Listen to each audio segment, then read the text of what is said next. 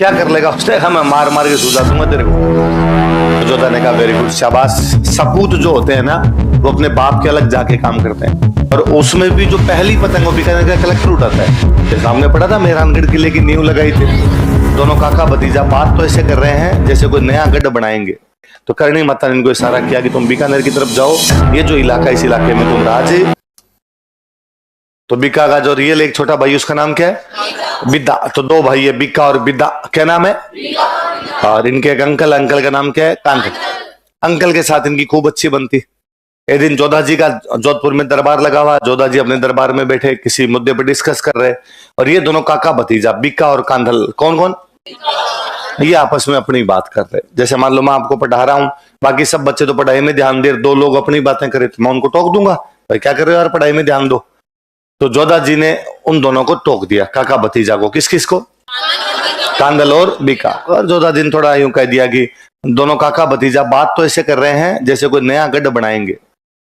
जैसे कोई, भाई इतनी सीरियस बात कर रहे हो, हमारी बात तो सुन नहीं रहे, तो कोई नया किला जीतना होगा, नया कोई किला बनाना होगा, तभी हमारी बात नहीं सुन के खुद की बात कर रहे हो। तो सारे लोग हंसे, भाई तो बेइज्जती कर दी यार। तो कांदल को गुस्सा आया, कांदल खड़े हुए, उन्होंने खड़े हो कहा भाई, भाई साहब नए का तो पता नहीं बनाएंगे कि नहीं बनाएंगे, पर आप वाले में तो नहीं रहेंगे, क्योंकि जोधा जी ने नया नया मेहरानगढ़ बनाया था 1459 में, तो आप वाले में तो हम रहेंगे। और बीका, कल बीका खड़ा हो, यहाँ से चलते हैं। और बीका अंकल के साथ तैयार हो गया कि चलो अंकल चलते हैं। बीका ने अपने छोटे भाई को कहा, बिद्दा ने कहा मेरे तो सामान तैयार है, चलो। जोधपुर में बाकी लोगों से पूछा, हम जोधपुर छोड़ के जा रहे हैं, कितने लोग हमारे साथ चलेंगे? इनके साथ 700 लोग तैयार हुए। कितने? 700। ये लोग वहां से जोधपुर छोड़ के निकलते हैं। अब आगे जाए कहां पे? तो ये आते हैं करणी माता के पास। कहाँ आते हैं? करणी माता रहती देशनोक। कहाँ रहती? जैसे हमने पढ़ा था मेहरानगढ़ किले की नींव लगाई थी, तो ये करणी माता के पास आए। करणी माता कहाँ रहती? देशनोक। करणी माता जोधा की बुआ लगती थी, तो कांदल की भी क्या लगी? बुआ। तो कांदल ने आका, भाई बुआ जी, ये जोधा का बेटा है बीका, यदि जोधपुर रहता तो जोधपुर का राजा बनता, पर हम जोधपुर छोड़ के आगे, इसलिए अब तू बता किधर जाए, क्या करें आगे? तो करणी माता ने इनको इशारा किया कि तुम बीकानेर की तरफ जाओ, ये जो इलाका, इस इलाके में तुम राज कर सकते हो। तो किसके आशीर्वाद से? अपने कौन से अंकल के साथ? अपने कौन से छोटे भाई के साथ? बीकानेर में कौन से वंश की स्थापना की, या कौन से राज्य की स्थापना की? राठौड़ राज्य। अब वहां शुरुआत के कई साल में तो लोगों को हराया, जीता, उस इलाके पे कब्जा किया। अब आप जब राजा बनोगे तो राजा कहाँ पे रहेगा? राजधानी। तो कोई राजधानी तो होनी चाहिए। तब तक बीकानेर था ही नहीं। तो बीकानेर के पास में गांव था, वहां पर बीका को राजा घोषित किया जाता है, उसको ये राजधानी बनाने का प्रयास करते हैं। जगह का नाम है कोडम देसर। क्या नाम है? देखो आप याद करोगे, हमने पढ़ा था रणमल की जब हत्या कर दी गई थी मेवाड़ के अंदर, तो जोधा ने बीकानेर में काउनी गांव में शरण ली थी। पढ़ा था? जोधा की मम्मी का नाम था कोडम दे। क्या नाम था? कोडम दे। क्या नाम था? तो उन्होंने अपनी मम्मी के नाम पर वहां पर एक तालाब बनवाया था, उसका नाम था कोडम देसर। क्या हो गया? सर का मतलब तालाब, सर का मतलब तालाब, कोडम दे के नाम पर तालाब, इसलिए क्या नाम हो गया? कोडम। कोडम देसर। तो बीकानेर ने कहा भाई कोडम देसर अपने पिताजी का बसाया हुआ है, तो क्यों ना इसको क्या बना ली जाए, अपने राजधानी। तो बीका को राजा कहां घोषित किया गया? कोडम देसर में। कब? 1472 के आसपास ही निकले थे। 6-7 साल इनको जीतने में लगे हैं। 72 में इसको क्या घोषित कर दिया गया? राजा। जब बीकानेर नहीं था तो यहाँ पर जो रियासत हुआ करती थी ना, वो थी पुगल। कौन सी थी? पुगल। हमने पढ़ा था चुंडा पुगल के भाटियों के खिलाफ लड़ता हुआ मारा गया। इसका मतलब पुगल वाले भाटी शक्तिशाली है। तो पुगल वाले भाटियों ने बीका को मैसेज किया कि कोडम देसर में क्या बना रहे हो तुम, इसको हम राजधानी बनाएंगे। उसने कहा ना ना ना, तुम्हारा थोड़ी है, ये हमारा है, और इस इलाके के अंदर तुम कोई भी निर्माण कार्य नहीं करवा सकते। बीका को लगा नए नए राजा बने, फालतू में शुरुआत में लड़ाई हो जाएगी, छोड़ो अपने नया शहर बसाते हैं। फिर बीका ने नया नगर बसाया। बीका ने नगर को बोलते हैं नेर। नगर को क्या बोलते हैं? सांगा का नेर, तो बीका का नेर। एक त्योहार आता है अपने, अभी महीने भर बाद में आएगा, अक्षय तृतीया। अक्षय तृतीया, अक्षय तृतीया को हम क्या बोलते हैं? क्यों आखा तीज क्यों कहते हैं?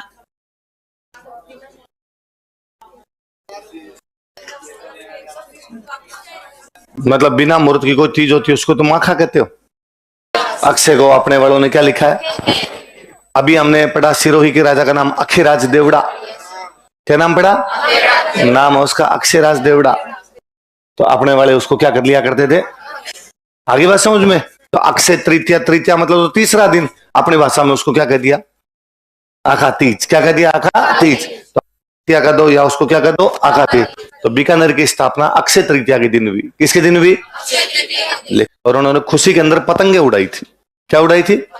पतंग उड़ाई थी, गोल पतंग। कैसी पतंग? गोल गोल पतंग उड़ाई, एकदम रोटी रोटी जैसी गोल, और वैसी पतंग उड़ाई थी।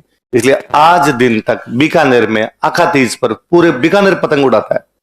और उसमें भी जो पहली पतंग वो बीकानेर का कलेक्टर उड़ाता है। पर उस समय बीकानेर का राजा, आज तो राजा वाली पावर किसके पास है? कलेक्टर साहब के पास। तो कलेक्टर साहब उड़ाते हैं। और वो पतंग कैसी होती है? तो उसको बोलते हैं चांद। चांद चांद जैसी हो गई, उस पतंग का नाम है चांदा पतंग। क्या नाम है? तो कोई पूछेगा कि बीकानेर में पतंगे कब उड़ाई जाती है? थावर बीज थेरेपी और बीको बीकानेर। दोबारा बोलो। 1545 सुद वैसाख सुमेर, थावर बीज थेरेपियो बीको बीकानेर। मैंने बताया कि विक्रमी कैलेंडर जो होता है वो अंग्रेजों वाले कैलेंडर से 57 साल आगे होता है। अभी हमने पढ़ा बीकानेर की स्थापना 1488 में हुई। स्थापना कब हुई? तो विक्रमी संवत निकालना होगा तो 1488 में 57 साल जोड़ेंगे, तो 1488 में 57 जोड़ो, देखे 1545। तो 1545 तो विक्रमी संवत क्या है? विक्रमी संवत चंद्रमा का कैलेंडर है। चंद्रमा 15 दिन दिखता है और 15 दिन नहीं दिखता, और महीनों के नाम अलग होते हैं। तो महीने का नाम है वैशाख। कौन सा है? महीने का नाम कौन सा है? वैशाख। दिखता है उसको बोलते हैं शुक्ल, और नहीं दिखता उसको बोलते हैं कृष्ण। तो अपने भाषा के अंदर उनको कहते हैं सुदी और बदी। क्या कहते हैं? मतलब शुक्ल को तो कहते हैं सुदी, और कृष्ण को क्या बोलते हैं? बदी। तो इसमें शुद्ध लिखा हुआ मतलब शुद्धि है, मतलब दिख रहा है कि नहीं दिख रहा? सुमेर का कोई मतलब नहीं, एक बार छोड़ दीजिए भले। तो विक्रमी संवत कौन सा? 1545। महीना कौन सा? चांद दिख रहा है कि नहीं दिख रहा? अब नीचे क्या लिखा हुआ है? थावर बीज थेरेपियो। क्या लिखा हुआ है? थावर मतलब शनिवार। थावर मतलब दिन कौन सा था? शनिवार। आगे क्या लिखा हुआ है? बीज मतलब दूसरा दिन। बीज मतलब दूज। तृतीया, तृतीया को जैसे तीज बोला तो द्वितीया को क्या बोलेंगे? दूज। और गुजराती का जहां टच आता है वहां दो को बोलते हैं बे। क्या बोलते हैं? बे। तो दूज क्या बन गई? बीज। दूज क्या बन गई? दो को क्या बोलते हैं गुजराती भाषा में? दो को, और बे ही होता है, तभी वो सेट बैठता है। आप कभी और नोटिस भी करो, देखो 3, 13, 23, 43, 53, 73, यही तो चलता है। 5, 15, 25, 35, 45, ऐसा ही कुछ चलता है। अब दो, तो दो के बाद आना चाहिए दोरा। 5 वाला दो, दोरा 22, 32, 42, 52, 62, 73, 82 दोनों में होना चाहिए, नहीं है। दो के बाद क्या जाता है? 12। अब आप दो की जगह बे कर दो खाली। अब बोलो बे 12, 22, सेम जा रही है। तो दो को क्षेत्र में बोलते क्या है? बे। तो बे से बन गई बीज। क्या बन गई? तो कौन सा विक्रमी संवत? 1545। महीना कौन सा? चांद दिख रहा है कि नहीं दिख रहा? दिखते हुए कितने दिन हो गए?